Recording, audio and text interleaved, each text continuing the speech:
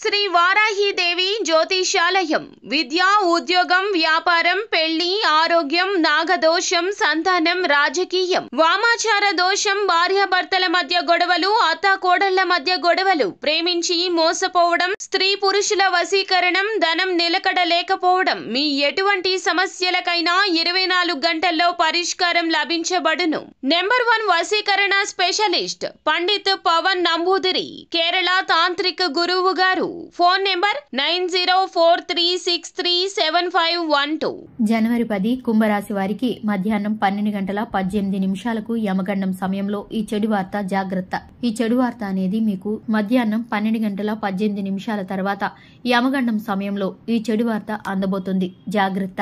Channel కి స్వాగతం. ఈ రోజు ఈ వీడియోలో మనం కుంభరాశి వారి యొక్క జాతకం గురించి తెలుసుకుందాం. ముఖ్యంగా జనవరి 10వ తేదీన వస్తున్నటువంటి శుక్రవారం రోజు ఈ రాశి వారికి మధ్యాహ్నం 12:18 యమగండం.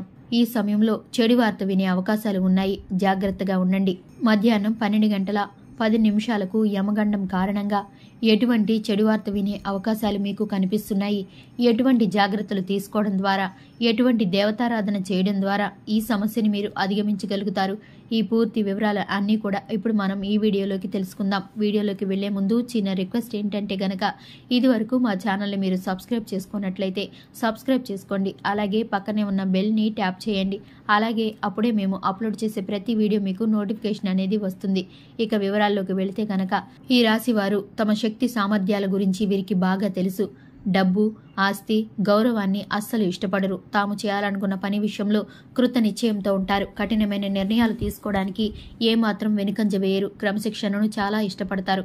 ఏ విషయంలోనూ నిర్లక్ష్యంగా ఉండరు. ప్రతి పనిని హృదయపూర్వకంగా చేస్తారు. ఎవరికైనా సహాయం చేయాల్సి వస్తే ఎప్పుడు కూడా ముందు వరుసలో ఉంటారు. చాలా ప్రశాంత చిత్తులు. కొత్త వ్యక్తులను కలవటానికి కూడా ఇష్టపడరు. వీరికి చాలా త్వరగా కోపం వస్తుంది. చాలా కష్టపడి పనిచేస్తారు. ఈ కారణంగా తమ వ్యాపారంలో తాము చేసే పనుల్లో విజయాన్ని సాధించి ఇస్తారు. ఇక ముఖ్యంగా విషయంలోకి వస్తే జనవరి 10వ తేదీన ఈ రాశి వారికి దినఫలాలు మిశ్రమంగా ఉండబోతున్నాయి. అంటే కొన్ని అంశాలు అనుకూలంగా, కొన్ని అంశాలు ప్రతికూలంగా ఉన్నాయి. అంటే వ్యాపారస్తులకి, ఉద్యోగస్తులకి సాధారణంగా వారి యొక్క రోజు గడిచిపోతుంది. అయినప్పటికీ మధ్యాహ్నం 12:18 యమగండం అయితే పొంచి ఉంది. అంటే ఈ యొక్క సమయం మీకు యమగండం. ఈ సమయంలో ఒక చెడు వార్త వినే అవకాశాలు కనిపిస్తున్నాయి.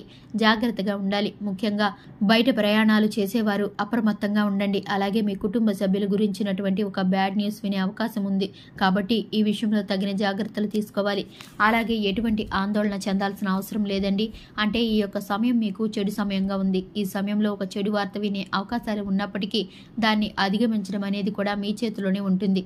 ఈ వీడియో చూడగానే, ఈ విషయం తెలియగానే వెంటనే కాసేపు శివనామ స్మరణ చేసుకోండి. అంటే ఆ శివయ్య బోళ శంకరుడు, అంటే మీరు ఏది కోరుకుంటే ఆ కోరికను తీర్చే పరమశివుడు మీకు ఖచ్చితంగా తన యొక్క అనుగ్రహాన్ని చూపిస్తాడు. కాబట్టి శివనామ స్మరణ చేసుకోండి. వీలైతే కనుక పూజా మందిరంలోకి వెళ్లి శివ స్తోత్రాన్ని పారాయణం చేయండి.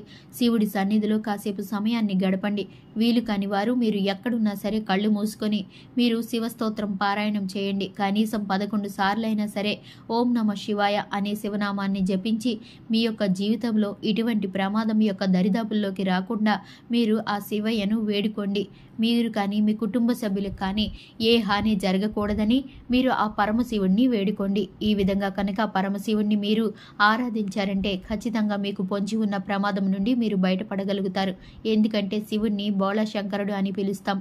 అంటే మనస్ఫూర్తిగా ఎవరైనా ఆయన్ని ఒక్క కోరిక కోరినా కానీ ఆ కోరికను ఖచ్చితంగా నెరవేరుస్తాడు. కాబట్టి ఆ బోళ శంకరుడు మీకు పొంచి ఉన్న ప్రమాదం నుండి త్రుటిలో మిమ్మల్ని బయటపడేస్తాడు. కాబట్టి ఖచ్చితంగా ఈ విధంగా శివనామ స్మరణ చేసి సుబ్రహ్మణ్య స్వామికి ఆరాధన చేయండి.